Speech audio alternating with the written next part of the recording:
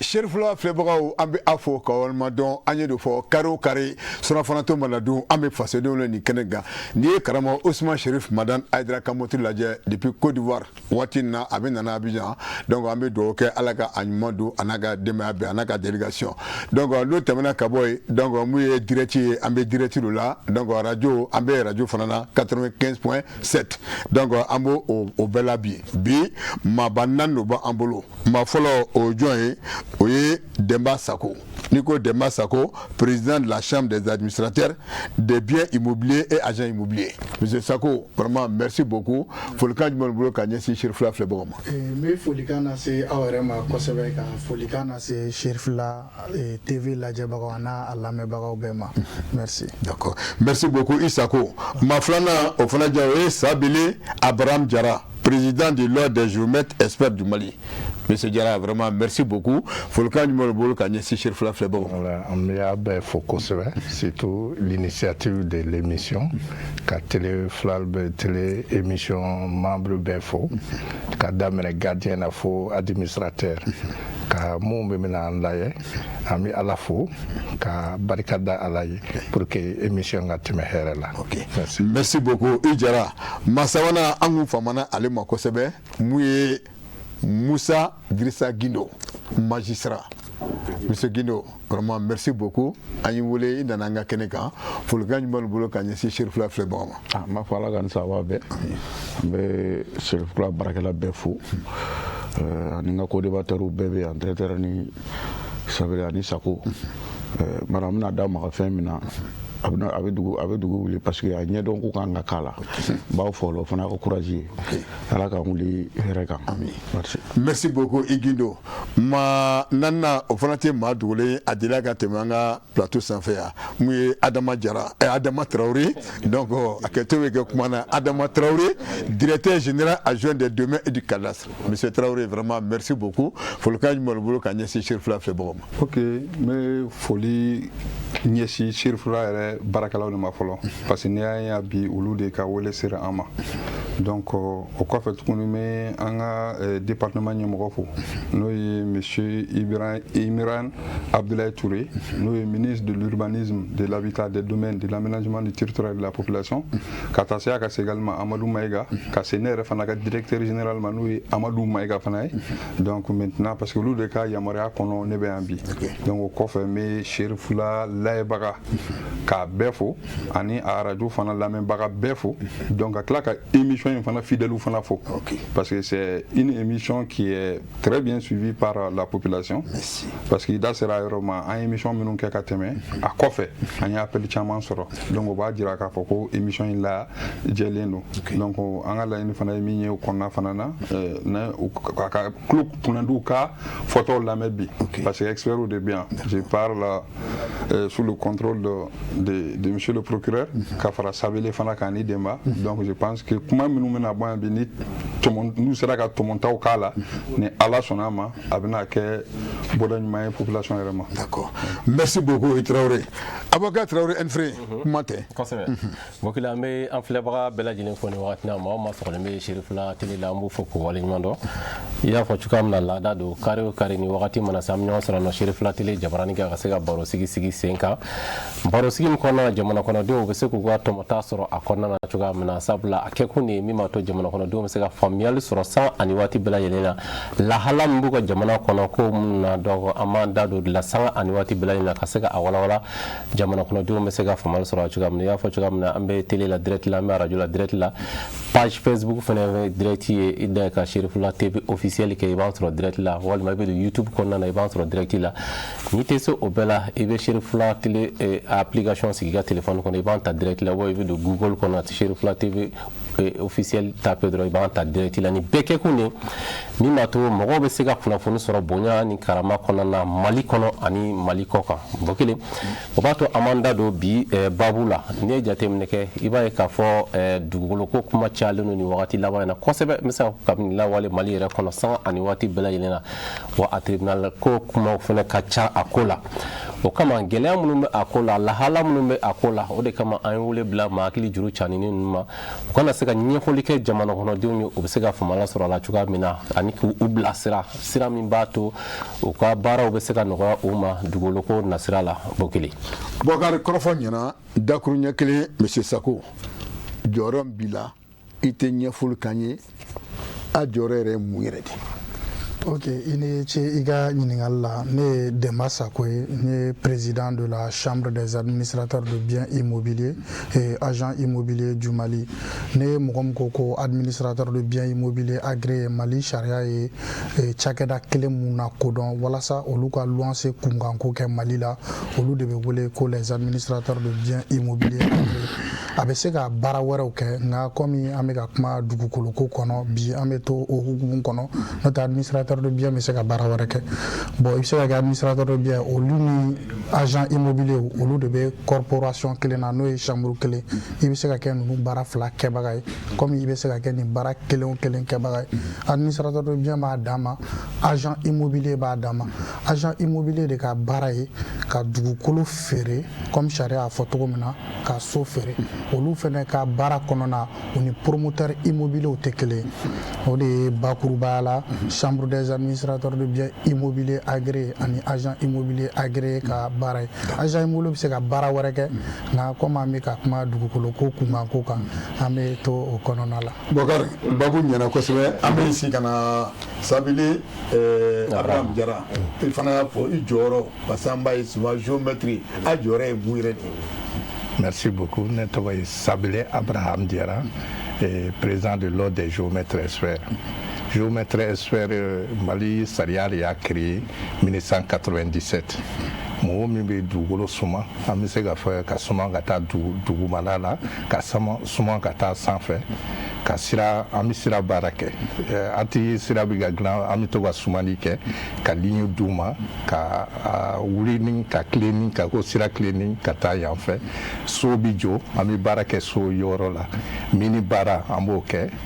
dugukolo foncier u b'a fɔ titre foncier an de bɛ taa terrain kan ka taa sumali kɛ topographie ni industriel fana bɛ bateau kumaba ni avion kumaba yɔrɔ la géométrie bɛ yen sumali bɛ fɛn o fɛn na géométrie baara bɛ yen.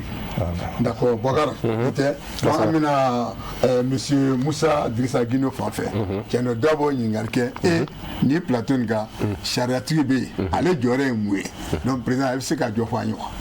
A y'a fɔ cogo min ne tɔgɔ Musa Dirisa Gindo n ye magistrat ye n ye procureur commune 1 procureur ka danga ye n'a bɛ f'o ma ko substitut bon dugukolo kuma kɔni n'a tiɲɛna de a bɛ s'anw ma parce que techniciens bɛ yen olu kalannen b'a kama sariya kɛlen k'u kɔrɔla don bon sariya bɛ fɛn o fɛn na anw ɲɛ bɛ jɔ o fɛn na mais ne bɛ k'a fɔ an ka débat caman na n ko anw kiiritigɛlaw du tribunal de droit commun ni anw da dontɔ ye kiiriko la dugukolo la ce qui veut dire sariya de sɔsɔra yɔrɔ dɔ la sinon an ka fɛn tɛ parce que a taa yɔrɔ ye tribunal wɛrɛ ye n'a bɛ f'o ma ko tribunal administratif parce que dugukolo bɛ n bolo fɛn dɔ de y'a k'i ta ye fɛn min y'a k'i ta ye o ye papier de ye bon anw tɛ juge de pièces ye o papier bɛ se ka kɛ tribunal administratif de la mais ni bagabagali bɔra la kungo wɛrɛ bɔra ko kɔnɔ a kuma bɛ sɔrɔ ka se anw ma n'an b'a f'o ma ko tribunal de droit commun bon ni anw bɛ yan nɔ nominɛlikɛlaw o procureur de parce que ni magistrat lajɛ élément 3 de b'a kɔnɔ procureur o bɛ nominɛli kɛ juge bɛ kiiritigɛli kɛ juge d'instruction o bɛ sɛgɛsɛgɛli kɛ bon a bɛ fɔ an bɛɛ ma magistrat ne ye magistrat ye mais ne tɛ kiiritigɛla ye ne ye nominɛlikɛla de n'a bɛ f'o ma ko procureur. Bɔkari n ka n'ala sɔnna bi kɔni y'a ta an bɛ bɔ yen an bɛna Adama Traoré yɛrɛ fan fɛ directeur général adjoint des domaines et du cadastre. Monsieur Traoré i tɛ ɲɛfɔli kɛ pour que maliyɛnw bɛ se ka faamuyali sɔrɔ aw yɛrɛ jɔyɔrɔ mun yɛrɛ don. Ok, ɲininkali diyara n ye n'i ko directeur général adjoint des domaines et du cadastre o b'a jira k'a fɔ structure dɔ de bɛ yen ɲɛmɔgɔ b'a la o ka danga o ye ne ye donc o structure in n'o ye direction générale des domaines et du cadastre ye n'i ye a texte de création lajɛ mission min b'a bolo a bɛ se mission 20 ma donc n'i ko domaine mɔgɔ hakili bɛ taa dugukolo ko dɔrɔn na domaine ka mission ka ca ni o tɛ parce que n'i ko i bɛ aspect wɛrɛw lajɛ komi recette ko sa fanfɛla la domaine c'est le troisième service pourvoyeur des recettes de l'État, c'est-à-dire service sabana mi war la do jamana kun domaine de benay donc impôt ni douane ko fe domaine bena o domaine mi no war mi fana la do ni mo ko chama fana nyininga ku kono ko war fana be bo dugukolo de la dugukolo joda te teme 10% kala donc domaine ka mission ka cha mais mission min be no be dugukolo ko kunkan o de ye domaine ka bara de ka dugukolo ko papier ka ko sigi senka ani ka tila k'a waleya dugukolo papier mana kɛ cogo cogo a kan ka dilan domaine de la donc dugukolo papier dilanni yɔrɔ o ye domaine de ye donc je pense que thème bɛ min kan bi o y'o ye donc maintenant dugukolo papier ni min ma dilan domaine na a ye o fɛn wɛrɛ ye. Bokar min ma dilan domaine na o fɛn wɛrɛ ye sisan an bɛna tɛmɛ ni ɲininkaliw ye. Kosɛbɛ. O b'a to n bɛ ɲininkali daminɛ directement Adama e la. Mun de la dugukolo ko mankan ka ca an ka jamana kɔnɔna na? Bon dugukolo mankan cayali an ka jamana kɔnɔ bi kuma to o ye a daminɛna a mɛnna donc sigi caman kɛra la donc o sigi ninnu y'a jira fɔlɔ wagati caman de tɛmɛna jamana in kɔnɔ a wagati kelen kelen bɛɛ i b'a sɔrɔ dugukolo gestion c'est-à-dire a tun bɛ baara ni hakilina dɔ de ye o fɔlɔ ye jumɛn ye a bɛ fɔ min ma bi ko droit coutumier ni bamanankan na n'a bɛ fɔ laada dugutigiya yanni colonisation cɛ o kelen dɔrɔn de tun bɛ yen colonisation kɔfɛ colonisateurs nani plutôt donc olu nana n'a y avait la gestion hybride c'est-à-dire droit coutumier laadala dugukolo bɛ yen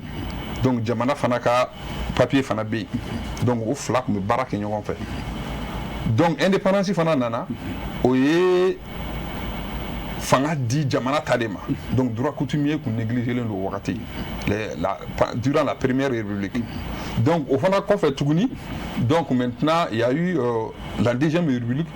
au kɔnɔna na il y a eu une loi min kun ye 86 loi fana ye donc o fana nana donc maintenant o ye fanga dɔɔni di laadala dugukolo ma mais a tɛ kɔrɔlen fana bɔ donc fo kana se an bɛ texte minnu na bi donc an bɛ min na bi en troisième république la loi dɔ taara en 2000 qui reconnaît effectivement les droits coutumiers donc o loi kelen fana o fana kɔfɛ tuguni en 2020 ordonnance dɔ taara donc maintenant o b'o droit coutumier fana reconnu donc maintenant ka o loi o ordonnance ratifiée en 2021 donc maintenant dugu n'i y'a jateminɛ problème 80 ou à 90% u bɛ ɲɔgɔn sɔrɔ o de kɔnɔna na mais j'espère que tagalen ɲɛfɛ an m'an da don a la ka a ɲɛna. Fɛsɛ ni ala sɔnna ma o b'a to bɛ segin ka na yanni ka taa Adama fanfɛla la n bɛ na Sako n bɛ ɲininkali min tɛ n ko la e ko aw ka baara kɔnɔna na bien vrai que luwanse ko ni fɛnw mais komi an bɛ dugukolo kuma la mun de la aw ka baara in kɔnɔna na a mɔgɔ fanba caman y'i ɲɛsin dugukoloko feere de ma kosɛbɛ. Bon ni i yɛrɛ y'a jate minɛ k'a lajɛ k'an ka baara fanba kɔnɔna la ko mɔgɔ caman ye ɲɛsin dugukolo feere ma parce que fo k'o fɔ yɔrɔ fɛnɛ fɔ k'a fɛsɛ latigɛ pour que i ka kɛ agent immobilier agréé sira dɔw de bɛ yen i kan ka tɛmɛ o fɛ mais n'i y'a lajɛ bi Mali la agrément bɛ mɔgɔ minnu bolo de Bamako à Kidal n'i y'a bɛɛ fara ɲɔgɔn kan a tɛ mɔgɔ 20 30 a t'o bɔ jamana ye mɔgɔ minnu lakodɔn k'u ka dugukolo yɛrɛ feere n'a bɛ f'u ma ko agent immobilier normalement pour que ka kɛ agent immobilier sanfɛ kalan na i kan ka niveau dɔ de sɔrɔ bac plus 4 après ka taa agrément ɲini après ka carte professionnelle ɲini mais bi i bɛ mɔgɔ caman u bɛ bɔ ka dugukolo feere n y'a fɔ cogo min na promoteur immobilier bɛ yen n'olu yɛrɛ tun bɛ yan olu tun bɛ se k'u ka feere kɛcogoya fɛnɛ ɲɛfɔ parce que olu fɛnɛ yamaruyalen don sira wɛrɛ fɛ mais bi n bɛ ka kuma ni agent immobilier olu minnu ka baara ye dugukolo feere parce que mun bɛ mɔgɔ caman nafili kosɛbɛ mɔgɔ fɛ ko n'i ye société créer ka société tɔgɔ kɛ agence immobilière ye agence immobilière b'a bɛɛ englober administrateur de biens promoteur immobilier olu bɛɛ b'u yɛrɛ sɔrɔ agence immobilière kɔnɔ agence immobilière a bɛɛ de a bɛ komi ne ye mɔgɔ min ye médecine généraliste kɛ mais i bɛ t'i spécialisé n ye docteur ye n ye tulo docteur ye mais n'i bɛ fɛ ka dugukolo de feere k'a k'i ka baara ye jamana ye sira min fɔ ni o sariya sen yɛrɛ ye la loi 10-021 du 10 juin o article 2nan o y'o préciser k'a fɔ ko agent immobilier o de ka baara ye dugukolo feere ka taa ɲɛfɛ komi an yɛrɛ ka doyen y'a fɔ cogo min na Guindo a article 14nan tilala k'a préciser ko mɔgɔ fɛn o fɛn bɛ yen que ça soit une personne physique ou morale qui ye nin baara in kɛ k'i nɔ bɛ se ka minɛ sariya la bon donc fo o de ka ɲɛfɔ kosɛbɛ agence créeli ale ni ka bɔ réseau kan généralement an bɛ ka dugukolo feere o man ka mɔgɔ kɛ agent immobilier ka sɔrɔ i ma tɛmɛ jamana ka sira fɛ fo i ka agrément sɔrɔ k'i ka carte professionnelle sɔrɔ. Ok basi tɛ Bogila ye kumaba dɔ fɔ min ko Mali mun bɛ a tɛ tɛmɛ mɔgɔ 20 kan mais malgré tout an ɲɛ b'a la a ka ca. A ka ca kosɛbɛ. Mais aw yɛrɛ ka du ye jɛkulu ye jamana in mina ko dɔn mais aw jɔyɔrɔ kɛra jumɛn ye pour que parce que ni fɛn cayara togonaso dɔ la a kolon bɛ caya aw jɔyɔrɔ jumɛn de kɛ pour ne pas que a ka so nin bon maintenant an bɛ phase min na fɔlɔ an bɛ ka mɔgɔw sensibiliser de parce que i b'a dɔn ni fɛn tiɲɛni bonyana souvent maliyɛnw bɛ fɛn mun kɛ ka caya a bɛ k'u kɔnɔ ko o yɛrɛ ye sariya ye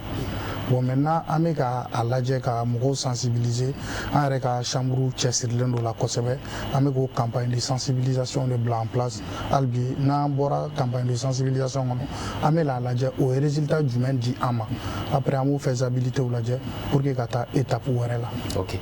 basi tɛ b'a to min na géométrie fanfɛla la Sabili e ko aw ka baara ye ka yɔrɔ suma mais an b'a ye généralement dɔw yɛrɛ b'a fɔ an ye dugukolo san an ye terrain san mais an san géométriw bolo géométriw tɔgɔ bɛ se ka sɔrɔ terrain ko la cogo fo ka feere fo ka tila ye terrain feerela ye i bɛ se ka ɲɛfɔli k'an y'o fana la. sinon ne ye sariya min fɔ o sariya kɔnɔ géométrie tɛ dugukolotigi a bɛ fana bɛ se ka kɛ dugukolotigi ye parce que maliyɛn fana de don a bɛ se ka sɔrɔ héritage fɛ ou a fa dugukolo ou a y'a san mais géométrie ka taa géométrie ka dugukolo suma ka feere o tɛ géométrie ka baara ye i bɛ se ka to i ka baara fɛ u bɛ dugukolo d'i ma comme sara par exemple si mɔgɔw bɛ dugukolo d'i ma ka suma a b'a fɔ wari t'i kun mais ne ta de dugukolo n bɛ se ka d'i ma o ye sara wari ye mais k'a fɔ géométrie ka taa bali mɔgɔw ka dugukolo la ka suma o tɛ an ka sariya la an ka sariya la géométrie a tɛ se ka taa yɔrɔ suma si papier ma d'a ma et généralement ani domaine de bɛ baara kɛ ɲɔgɔn fɛ ani domaine bɛ lettre d'i ma ka taa géométrie wuli ka taa nin ka dɛmɛ yɔrɔ ɲini ko ka taa suma ka baara kɛ ka na d'a ma parce que an bɛ baara kɛ ka taa bila domaine na domaine b'a sɛgɛsɛgɛ a bɛ continuer bɛɛ ka limite bɛ yen a ye loi min fɔ loi y'a fɔ comme loi ninnu caman changera ka daminɛ indépendance la yanni indépendance yɛrɛ ka se an ka village ninnu na dɔw de tun bɛ ta village la mun bɛ se dugukolo dɔn kosɛbɛ o de tun bɛ limite yira après an nana avant l'indépendance il y avait les communes des Européens qui étaient là olu de tun bɛ dugukolo mesurer après en nana 86 réforme caman kɛra Mali la comme il a dit loi réforme kɛra mun bɛ baara kɛ dugukolo la réforme kɛra IGM ni fɛn ninnu créera l'entrepreneur des travaux créera 97 aussi an ka fɛn changera ka na ordre des géomètres experts créé mun ko ka baara sinsinya vraiment titre foncier baara la parce que mɔgɔ wɛrɛ bɛ yen olu kan ka baara kɛ sira baara la so implantation mais olu de cayara u bɛɛ parce que dugukolo baara ka nɔgɔ olu fɛ yen u bɛ na o la mais pour que ka géomètre kuma fɔ géomètre caman b'a fɔ géomètre ye an bɛ se ka fɔ mɔnifin bɛ yen mais mɔnifin fara kan sariya se bɛ yen domaine bɛ sariya min kɛ an bɛ baara kɛ n'o ye ani matériel fana bɛ yen ko a bɛ télé o la a bɛ caméra de fɔ et puis géomètre expert appareil de bɛ yen mais o appareil fana évolution ni géomètre ka baara évoluer parce que fɔlɔfɔlɔ la en 1960 i tun bɛ baara yɛrɛ sɔrɔ peut-être i tun bɛ baara min suma ka taa dugukolo suma i bɛ tile 2 kɛ ka yɔrɔ min suma aujourd'hui tile 1 ou 2 heures i tilara o la Donc c'est comme caméra quand on commençait la télé, caméra follow à tout petit sofa. Mais aujourd'hui téléphone il est bien avec caméra. Donc on a appareil fana précision fana qu'elle a en barra de là. Donc fin chaman kera au retour en forme de réforme que aujourd'hui Mali on a 100 géométrie keme au lieu de tableau kan au lieu de seka barake. OK mais am do yi beta dugolo ira mogola faut que le géométrie il seka nyefol ko fana chali no ko normal géométrie sphère pour que il y a que géométrie sphère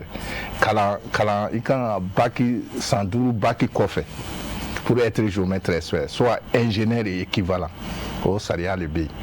Maintenant, il faut être dans un cabinet. Il y a un cabinet de géomètre sphère. Parce que il y a un fait, il y a un stage de géomètre sphère au bureau là. Tu fais 2 ans à peu près de stage dans un bureau de cabinet géomètre sphère. Au stage qu'on a, il y a un Saria nous don. Parce que géomètre amico école là, amico technique les cala. Mais moi Saria du golo ni fin nous à Sira Boli ni Saria mon kanga bateau. Peut-être il y a calan qui est brièvement école là, mais il y a un géométrie bureau là où il blasira administration barabi kechoya mina il m'a kanga dosira mi fait il na au bureau là après il ta cour d'appel là kata kalike ne mina bara ni keni jini ya ni fin parce que enquête de moralité bi ke mo ni fina mo shi chama ti se ka géométrie parce que si il condamne ka se yoro do ti se ka géométrie il kan ka mo mi la dirie mo mi dania mo donc obike ko fait il to bi ce tableau là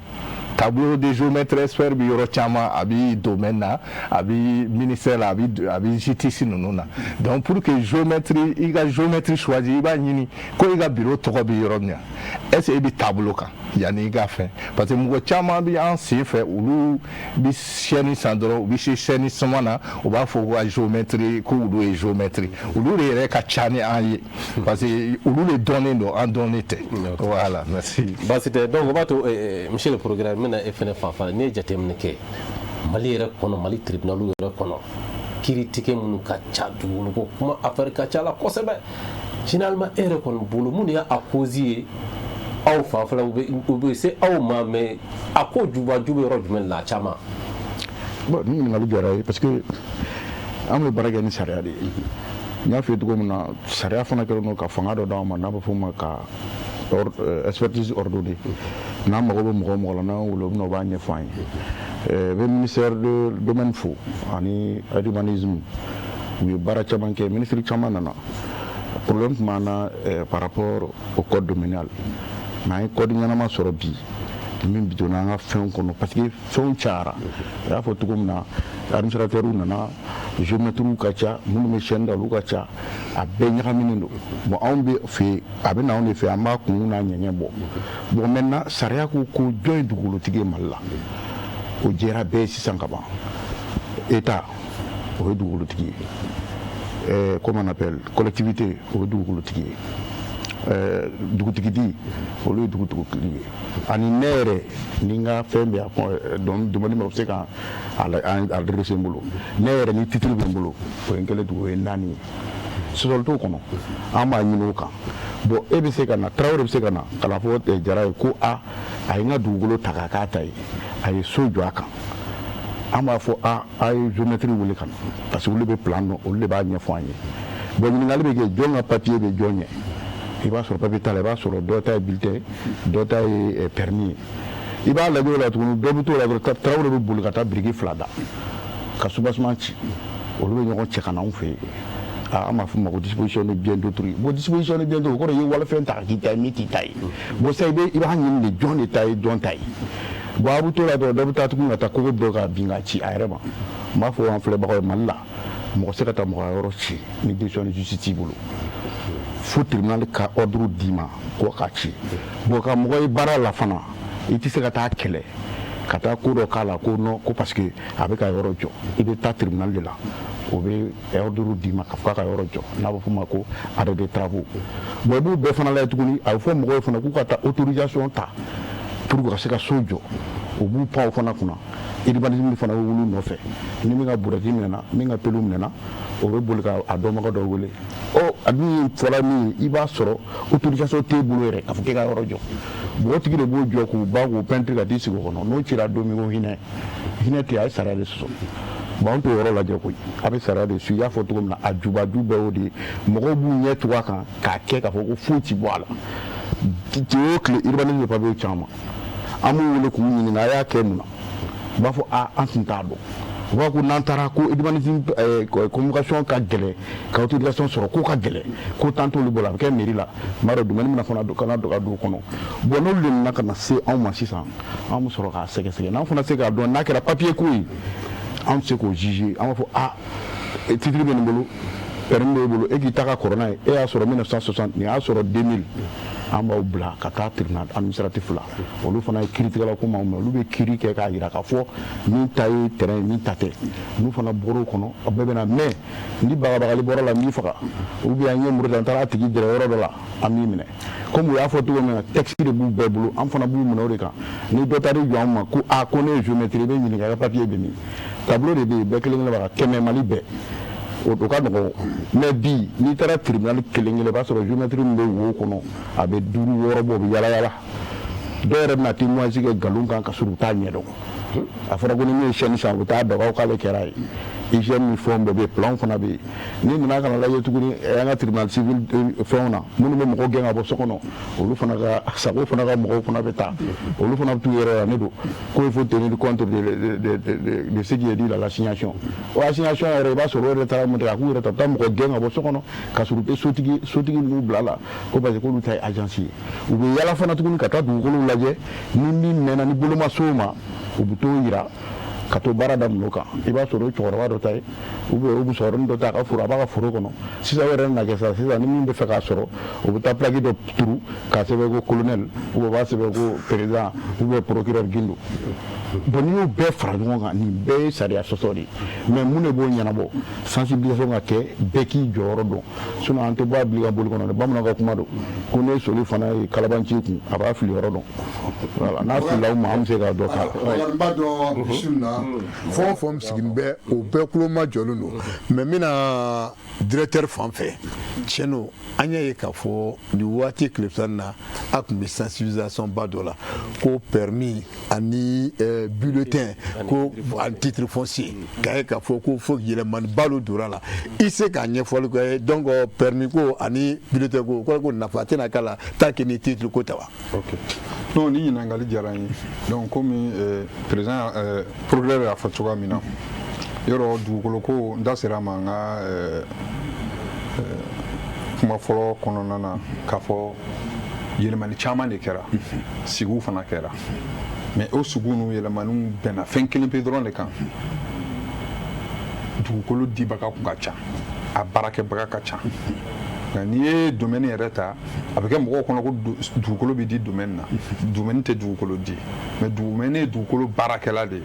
i b'a sɔrɔ administration de b'a di o administration ye jumɛn ye sous-préfet préfet gouverneur les deux ministres ministre des domaines ni ministère de l'administration territoriale ani conseil des ministres olu de ye dugukolo dilaw ye administration ka côté la collectivité ka côté la collectivité maire fana b'a di mais nin kelen kelen fɛn fɛn bɛ yen n'a bɛ dugukolo di olu bɛɛ kun kan ka tɛmɛ sira dɔ de fɛ sariya kɔnɔ mais jateminɛw bɔra a kan o kɔnɔna na minnu tun b'a di u tɛ tɛmɛ a sira fɛ parce que a sira ye mun ye domaine de bɛ dossier préparé ni sous-préfet b'a di ou bien ni préfet b'a di généralement 2000 kɔfɛ a fɔra olu ka dita ye foro ye les champs habitation o ye mairie ye donc olu ka foro fana baara bɛ kɛ domaine na domaine mana adressé o bɛna bila ka na domaine na domaine bɛ dossier instruction kɛ ni instruction banna a bɛ bila ka taa sew de b'a la sani loi kura ka o bɔ yen foroko bɔ sariya kɔnɔ donc a fɔra fo ka taa se 2 hectares et demi ma o sous-préfet ye préfet 5 hectares gouverneur ye 10 ka taa fo les 2 ministres olu bɛɛ ni bɛ ka so de tun bɛ yen mairie fana man ka baara fana kɛ dugukolo kan ni a ta tɛ mais a jirala k'a fɔ mairie tɛ se ka dugukolo sɔrɔ d'office fo état de k'a d'a ma ou bien état k'a affecté a la donc ni mairie mago bɛ dugukolo la a bɛ tɛmɛ état fɛ état bɛ se k'a affecté a la o procédure bɛ yen ou bien mairie bɛ se k'a fɔ bon ne b'a san bon ni mairie y'a hali o fana san domaine ka sigi bureau spécialisé mɔgɔw fana de bɛ mairie la minnu bɛ dossier ninnu monter mais jateminɛ de kɛra la k'a fɔ nin fɛn fɛn bɛ ka kɛ dans la pratique a si tɛ ka bɔ a sira fɛ donc n'a si tɛ ka bɔ a sira fɛ donc i bɛ taa sɔrɔ yɔrɔ dɔw la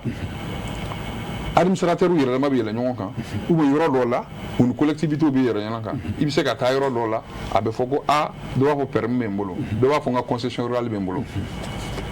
i bɛ taa sɔrɔ a bɛɛ dugukolo kelen de mais i b'a sɔrɔ a fila si ma di sariya kɔnɔ donc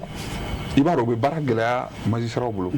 a b'a sɔrɔ a fila si ma di dugukolo kɔnɔ donc i bɛ to o yɛrɛ fana na i b'a sɔrɔ dɔ fana bɛ na k'ale ka laadala dugukolo don o yɔrɔ ye or laadala dugukolo ko min ni n y'a fɔ mankan 90% ju de y'o ye parce que i b'a sɔrɔ laadala dugukolo tigi caman de b'a fɔ k'u ta ye dugukolo ye olu de bɛ taa dugukolo di maire ma ko k'a baara ou bien olu de bɛ taa di préfet ma a baara donc u bɛ baara condition minnu na olu dɔnnen don maire ta bɛ kɛ condition min na olu dɔnnen don or n'i ye texte lajɛ laadala dugukolo kan ka waleya dugukolo kan dugukolo minnu bɛ yen min b'a fɔ k'a ka laadala dugukolo don n'a ka bolonɔ b'a la n'a bɛ baara k'a la mais yɔrɔ yɔrɔ bɛ yen k'a tun ma tigɛ baara ma deli ka k'a la donc i b'a sɔrɔ ni hali ni état ye baara k'a la san 100 san 200 dɔ bɛ tila ka bɔ kɔfɛ ka na ko yen ye olu ka laadala dugukolo ye o laadala dugukolo ko n'i b'a lajɛ jɔnni b'a revendiquer a bɛ revendiquer village dɔ de fɛ ou bien chef de village dɔ de fɛ ni dun ye Mali ta k'a lajɛ dugu mana kɔrɔ cogo o cogo i b'a sɔrɔ dugu dɔ de y'a sigi o fana kɛlɛ b'o duguw ni ɲɔgɔn cɛ dugu min ye dugu dɔ in sigi olu bɛ kɛlɛ kɛ u ka territoire ko la anw de ye nin dugu in sigi dugutigi t'a bolo dugukolo tɛ o dugu bolo ne ye chance sɔrɔ n ye érosion caman kɛ mais yɔrɔ min gestion diyara n ye dɔɔni dugukolo ko la o ye Sikaso ye la ville de Sikaso i b'a sɔrɔ yɔrɔ bɛ dugutigi bɛ yen mais dugukolotigiw bɛ yen parce que dugutigi ni dugukolotigi tɛ kelen ye i b'a sɔrɔ yɔrɔ dɔw bɛ yen ça c'est famille Traoré o ye Sikaso fan dɔ ye dɔw bɛ yen o ye Jamutɛnɛnakaw ta ye dɔw ye Ouattara ainsi de suite donc o b'a jira k'a fɔ i bɛ se ka kɛ dugutigi ye k'a sɔrɔ dugukolo yɛrɛ t'i bolo mais an ka sisan dugukolo mankan na mɔgɔ caman bɛ mankan kɛ dugukolo ko la k'a fɔ ko nin y'an fa dugukolo ye k'a sɔrɔ n'i y'a sɛgɛsɛgɛ ka ɲɛ u ta tɛ parce que munna n ye kuma dɔ fɔ k'a fɔ ko dugu mana kɔrɔ cogo o cogo i b'a sɔrɔ dugu dɔ y'a sigi mais fɛn wɛrɛ bɛ yen min fana ka jugu n'o ye o ye hameau ye ces derniers temps an y'a faamu k'a fɔ ko hameau dɔw bɛ ka kɛ dugu ye village hameau ye sɛnɛkɛ buguda ninnu olu caman bɛ ka kɛ village ye olu minnu bɛ kɛ village ye i b'a sɔrɔ olu bɔra village min na olu t'o reconnu donc village in fana tɛna ninnu fana reconnu k'a fɔ ko village don hali n'u y'a reconnu u b'a fɔ k'olu de ta ye dugukolo in ye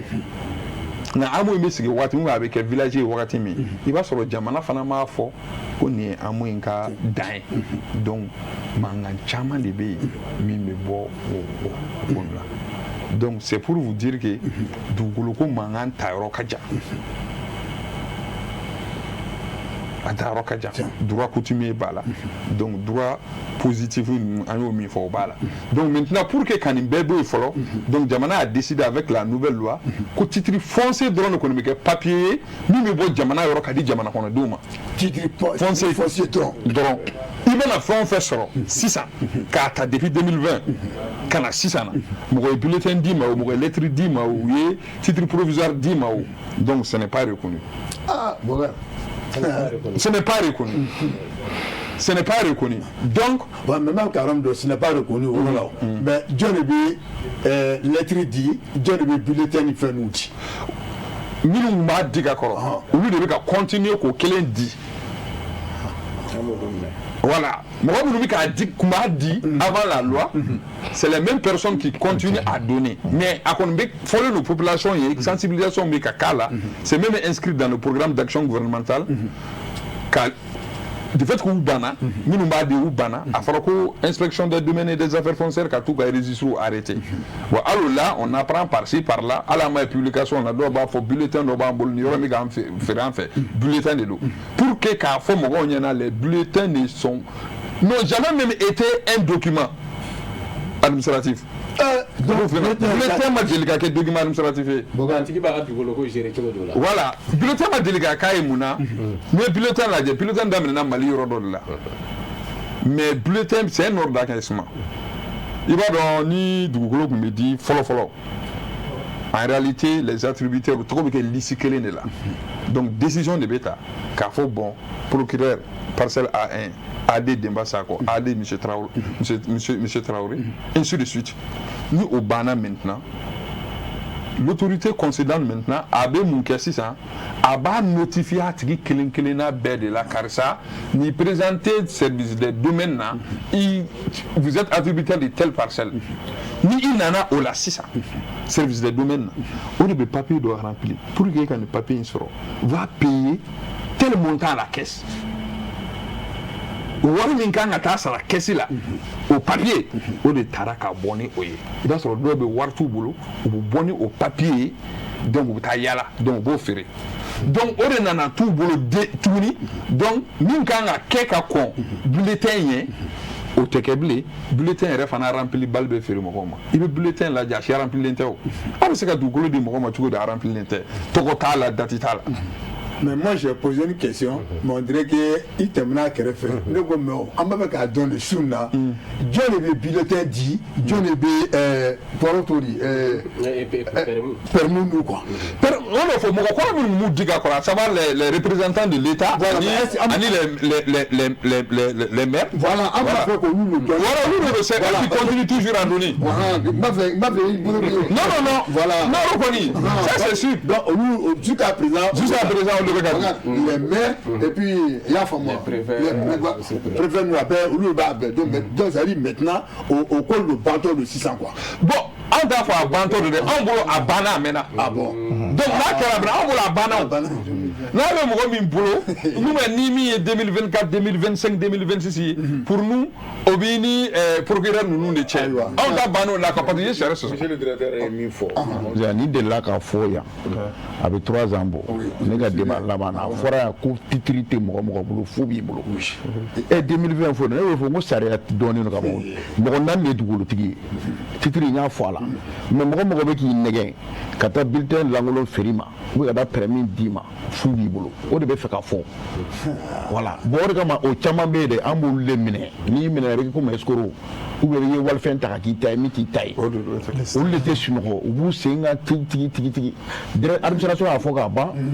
Sariya fana bɛ yan fɔ n'i y'a lajɛ tabali kan an fila de État ye privé fana bɛ yan tuma dɔ an bɛ taa ni ɲɔgɔn ye ala mɔgɔw bɛ n'a faamu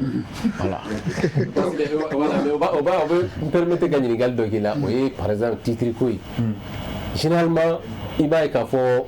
mɔgɔw bɛ sɛgɛn u ka fɔla ko titre sɔrɔli nɔfɛ donc mun de bɛ o kɛ ou bien ni permis bɛ minnu bolo ani bulletin minnu bolo olu tɛ se ka titre sɔrɔ est ce que u bɛ se ka taa titre bɔ ni a ye wa a papier ye wa mais mun de la u tɛ titre sɔrɔ a ta ko mais ko fo waritigiw dɛ dɔw ka fɔ la dɛ k'olu de mana taa dɔrɔn k'olu b'a sɔrɔ teliya la. Ok, ni ɲininkali diyara n ye ni ɲininkali yɛrɛ nana mɛn wagati la a nana président fana bɛ yan i b'a dɔn sariya kura min fɔ taara o y'a jira k'a fɔ pour que dugukolo ko papier ka to titre dɔrɔn ma a y'a sɔrɔ papier dɔw bɛ mɔgɔw bolo ka ban donc pour que bɛɛ ta ka kɛ titre ye donc jamana ɲɛmɔgɔ y'a jira k'a fɔ ko ka san 10 di bɛɛ ma loi in kɔfɛ bɛɛ k'i ta kɛ titre ye permis bɛ mɔgɔ minnu bolo 10 ans okay. Donc o 10 ans fana kɔnɔ réunion kɛra caman jirala k'a fɔ effectivement n'an ko mɔgɔw ka na les gens u bɛ sɛgɛn an ka service yɛrɛ la domaine b'a la urbanisme b'a la service fɛn fɛn bɛ yen min impliqué le foncier la f'olu bɛɛ ka avis ka demander donc département y'a jira o la ka commission dɔ sigi département yɛrɛ kɔnɔna na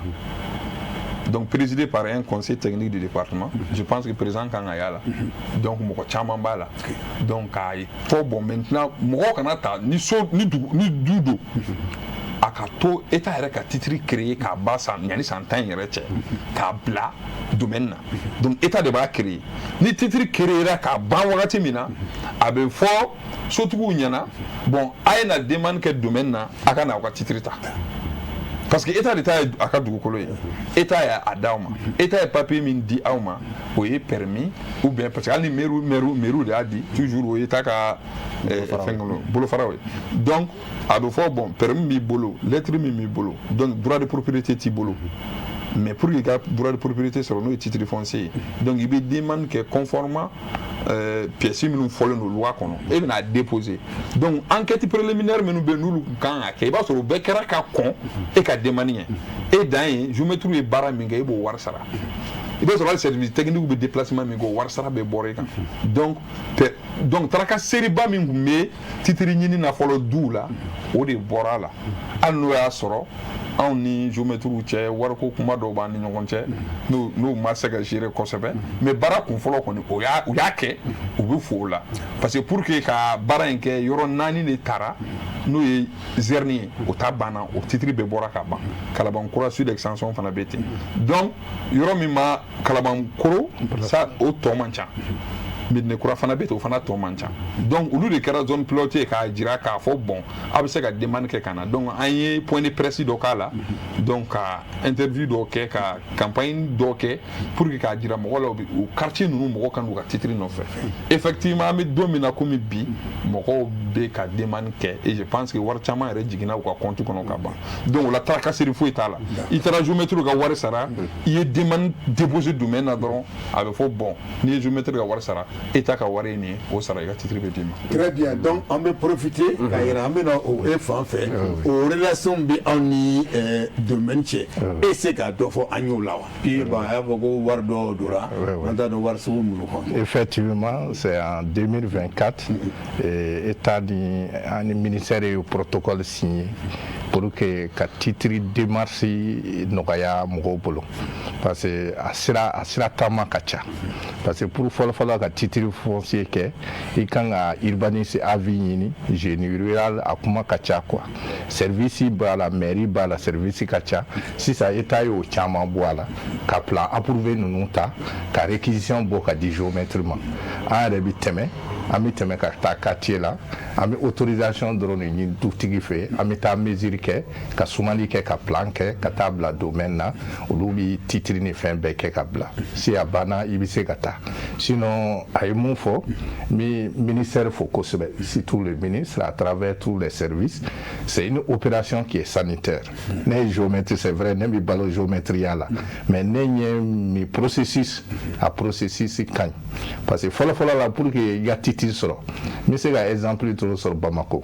titre démarche wari yɛrɛ ka ca ni i bɛ taa mun sara i t'a la ka titre ɲini bon Bamako a bɛ se ka taa million na démarche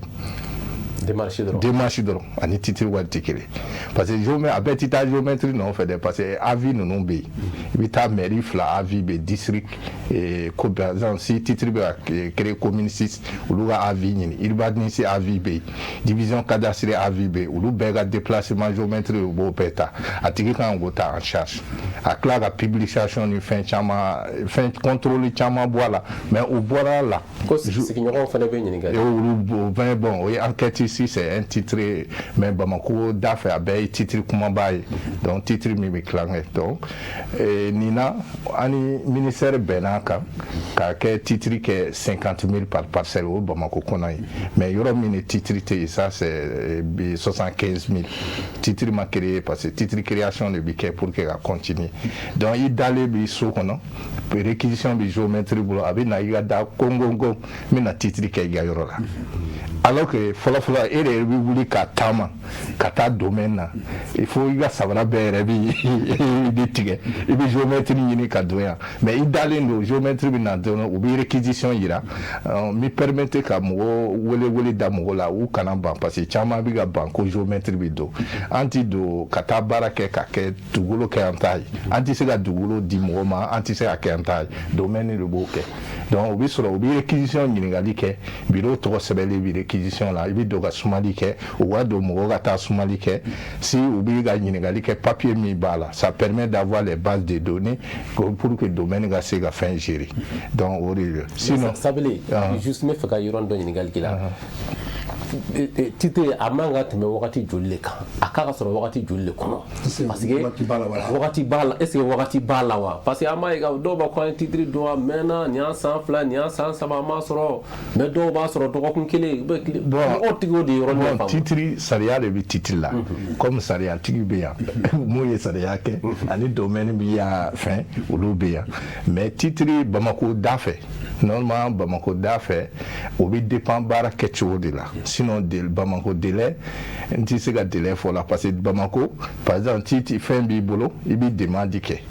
a bɛ taa demande na domaine i bɛ avis ninnu ɲini o de bɛ temps ta c'est à dire avis u bɛ urbanisme ɲini est ce que nin ye dugukolo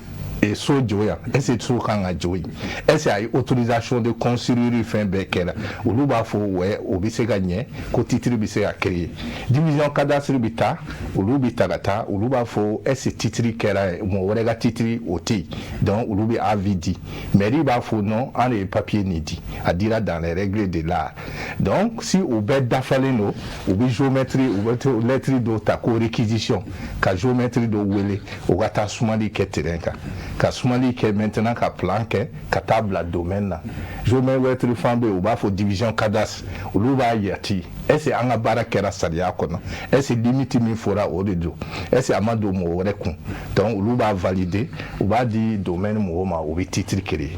donc délai dɔw bɛ yen mais n bɛ se k'o fɔ o ye titre pro o ye publication ye a bɛ sɔrɔ titre kumaba tɛ yen pour que ka titre